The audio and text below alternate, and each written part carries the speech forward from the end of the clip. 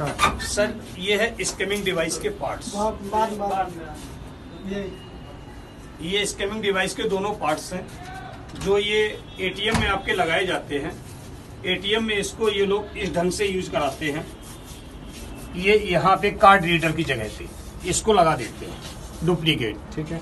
और एक ये है रिकॉर्डिंग इनकी, जिसमें मेमोरी कार्ड, बैटरी वगैरह सब यूज करते हैं।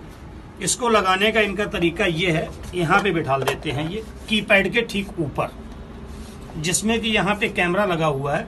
उस कैमरे से आपका कार्ड स्कैन होता है और पिन नंबर दोनों जाते हैं। ये पूरा जाता है, कैच करता रहता है।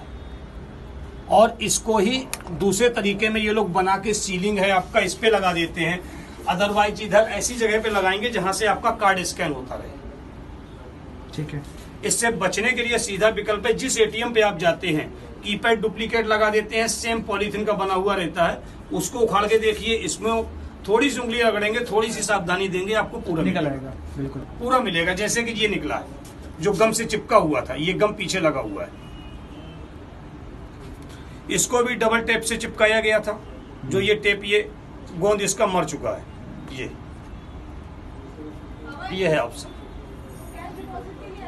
अच्छा, इसमें कैमरा लगा हुआ है। ये कैमरा लगा हुआ है, ये इनकी किट लगी है, यहाँ मेमोरी कार्ड लगेगा। तो 16 GB का भी लगा, हाँ, 16 GB का यहाँ पे लगा हुआ है इनका। और ये